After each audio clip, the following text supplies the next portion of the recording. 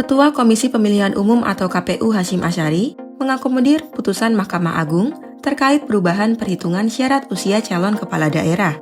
Menurut Hasyim, syarat usia minimum 30 tahun untuk calon gubernur dan wakil gubernur dan minimal 25 tahun bagi calon wali kota dan wakil wali kota di Pilkada 2024 baru wajib terpenuhi saat pelantikan pada 1 Januari 2025, bukan saat pendaftaran. Hasyim menerangkan, formula pemenuhan syarat usia bakal calon kepala daerah dan wakil kepala daerah ini mempertimbangkan sejumlah kerangka hukum. Salah satunya adalah amar putusan MA nomor 23P/HUM/2024 angka 2 yang mengubah isi pasal 4 ayat 1 huruf D peraturan KPU atau PKPU.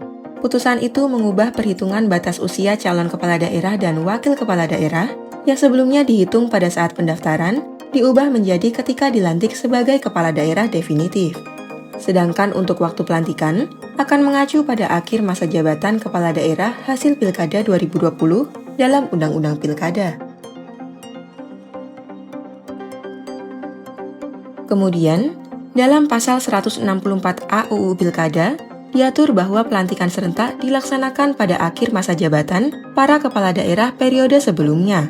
Hasyim menyimpulkan, berakhirnya masa jabatan para kepala daerah hasil Pilkada 2020 adalah akhir 2024 atau 31 Desember 2024. Sebelumnya, Pasal 4 ayat 1 huruf D PKPU mengenai batas usia calon kepala daerah awalnya berbunyi berusia paling rendah 30 tahun untuk calon gubernur dan wakil gubernur, dan 25 tahun untuk calon bupati dan wakil bupati atau calon wali kota dan wakil wali kota terhitung sejak penetapan pasangan calon. Namun, setelahnya ada putusan MA, aturan usia calon kepala daerah dihitung pada saat calon tersebut dilantik sebagai kepala daerah definitif. Meski demikian, hingga kini putusan MA itu belum diakomodir dalam peraturan Komisi Pemilihan Umum tentang Pilkada Serentak 2024. KPU juga belum memutuskan apakah akan mengubah PKPU atau tidak.